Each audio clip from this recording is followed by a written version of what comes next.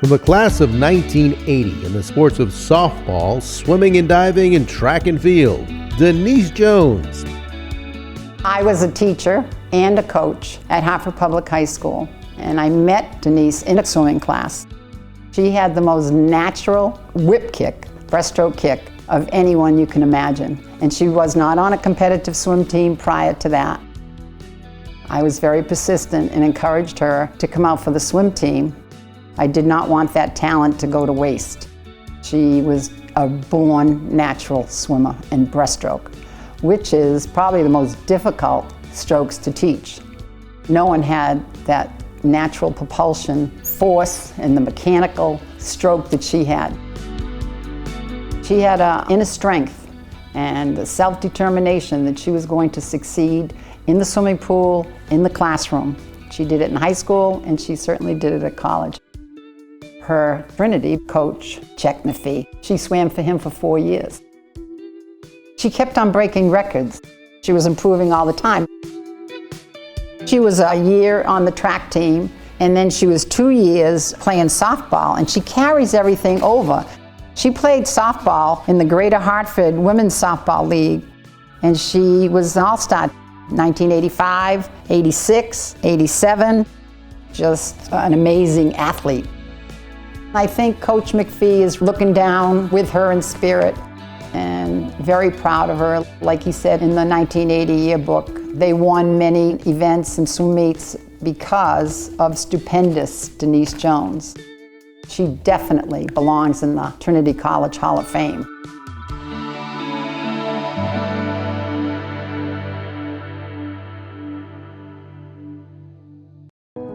Being honored as a coach in the sports of men's golf and men's ice hockey, John Dunham. Early on, there was a gentleman by the name of Fred McCall who was really known as the father of Trinity hockey. Fred was the one that initially established the program. It was really a club program. But John was what I would call the five-star general. John gave it legitimacy. John is and continues to be the essence of Trinity College men's hockey. I think one of the unique aspects of John is that he was not a full-time coach. John was raising a young family and was working full-time as an attorney for the state of Connecticut. The amount of time and effort that he had put into it really sort of translated into 2 full-time jobs, if you will. From carrying the pucks and worrying about the dirty uniforms and securing ice time. But he did have a pretty good support network, and I give his wife Susan a lot of credit. He was able to juggle all these aspects of his life.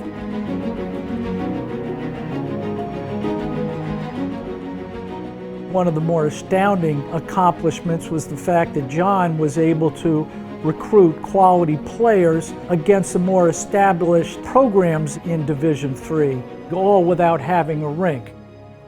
It was his mentality that he didn't want to recruit smart kids who played hockey. He wanted to recruit hockey players who were smart. When we opened the new rink in 2006, he was the one that initiated this whole concept. And he was the one that rallied the troops from an organizational standpoint, from a financing standpoint. And now all of a sudden we had a rink on campus. This wouldn't have happened if John hadn't spearheaded the whole process. In my mind, Trinity men's hockey is the signature program in the NESCAC.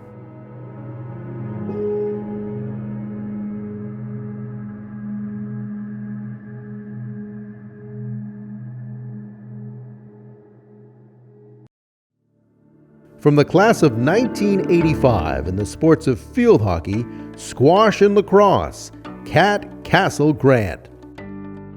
Kat, in my mind, exemplifies what people talk about when we use the term the joy of competition. She cherished every moment.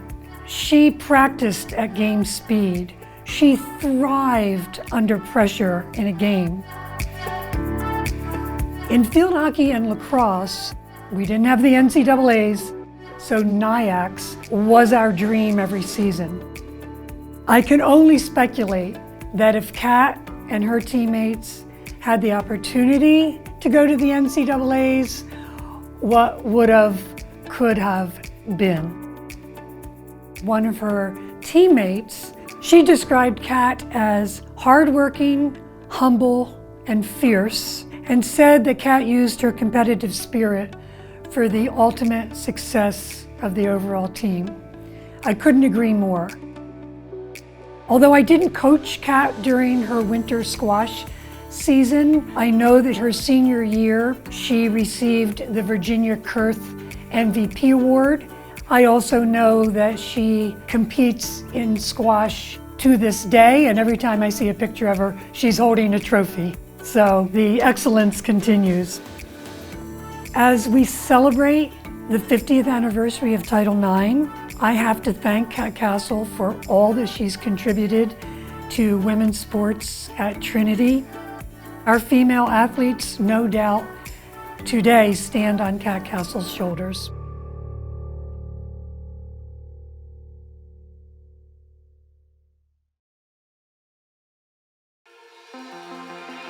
From the class of 1981 in the sports of lacrosse and soccer, Scott Growney. He was a dominant player, certainly the best player on Trinity's team at the time, one of the best players in Division III for sure, and he was one of the best players nationally, any division. He was the guy that always wanted the ball when it was critical, and by the way, we always wanted to get him the ball because we knew the results would be great. You know, almost brings back chills remembering in huge moments, in huge games to continue advancing through the tournament back then. He'd say, you know, give me the ball, and he would light it up. He had a nose for the goal, but I mean, quite frankly, I think Scott loved a beautiful assist, and I was the beneficiary of a number of his passes. As I think about what made Scooter Scooter, he had an energy that when he showed up in the huddle, this positive kinetic energy was infectious. He sort of would bound into the huddle with all of us getting there ready to go out and play, and this energy would just sort of capture all of us. One of the best teammates I've ever had. Just an amazing athlete, amazing lacrosse player. I thought I was a pretty good lacrosse player, and then I met Scott, and he loves the sport. It's unbelievable. I mean, the guy played professional lacrosse after college, and he's stuck with it. He always thought that we could win. He always thought it was just a matter of more effort, and he never gave up. He also at the time had stick skills that were sort of unparalleled. Dominant back then, but he's one of the few guys who I think, like a Wilt Chamberlain, if you will, can play almost in any era. He was something really special. Special. He absolutely deserves to be the first lacrosse player, in my view, to get into the Trinity Hall of Fame.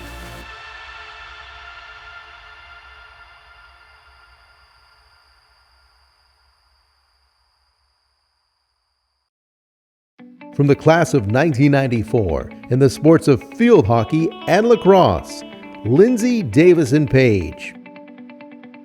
When Lindsay Davison chose Trinity, she was following in the footsteps of her father John, her Aunt Beth, and her older sister and teammate, Christina. It was a true Davison Bantam Brigade, and Trinity athletics was never the same. When Lindsay got the ball, good night, Irene.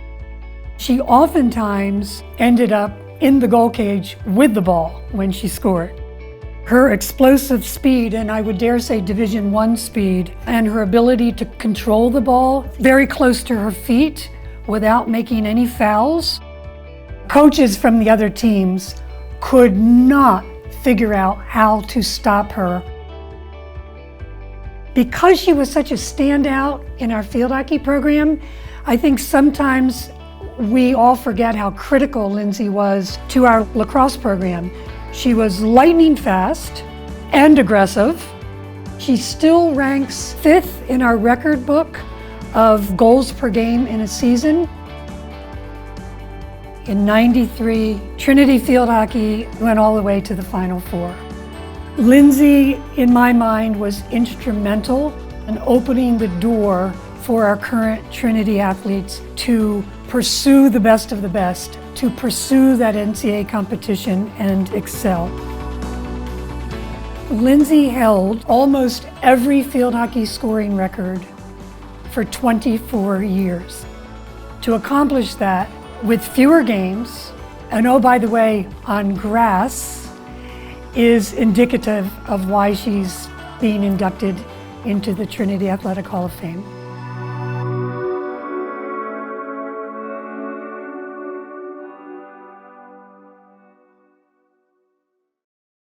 From the class of 2006, in the sports of football, wrestling, and track and field, Michael Blair.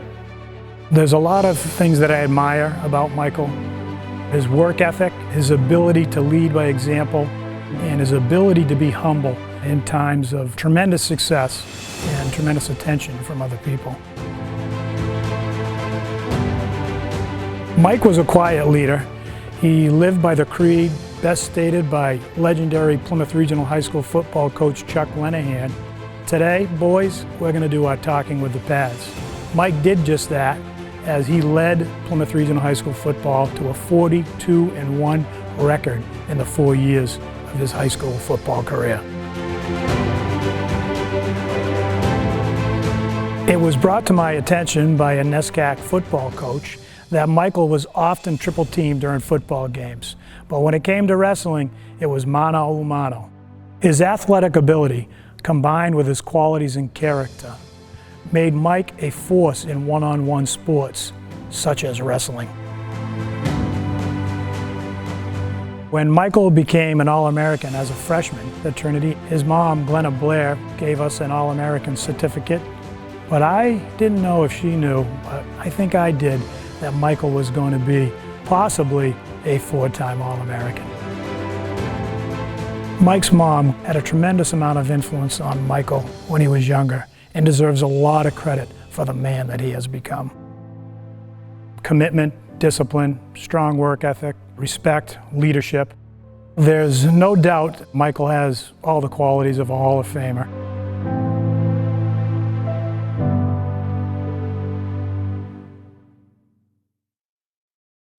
Being honored as a coach in the sports of field hockey, women's basketball, and women's lacrosse, and as an athletic administrator, Robin L. Shepard. I think with Robin, it was preordained that she was going to be successful at anything she did. She happened to be an athlete coming through high school and college in the 70s, and things were really changing for women in sports, obviously Title IX. And I think the opportunity at Trinity, all things happening at the right time, at the right place, and the right people bringing her in, gave her the platform for incredible success. When she was offered the position of coaching 3 varsity sports in 1974, Robin was off to the races. Robin's kind of ageless. She's got great magnetism and charisma. She can relate to all ages. She is all in when she's talking to people. It's a rare gift she has. And she has a phrase around this: whether you're an All-American or coming off the bench, I value you. What defined Robin in her coaching was the holistic way in which she approached the sports, the liberal arts education. She highly respected the fact that we were in school and we were student athletes. There is no record like hers in female sports, women's sports, or in sports at Trinity. And yet it is all with this huge underpinning of humility. Robin Shepard is Trinity Athletics.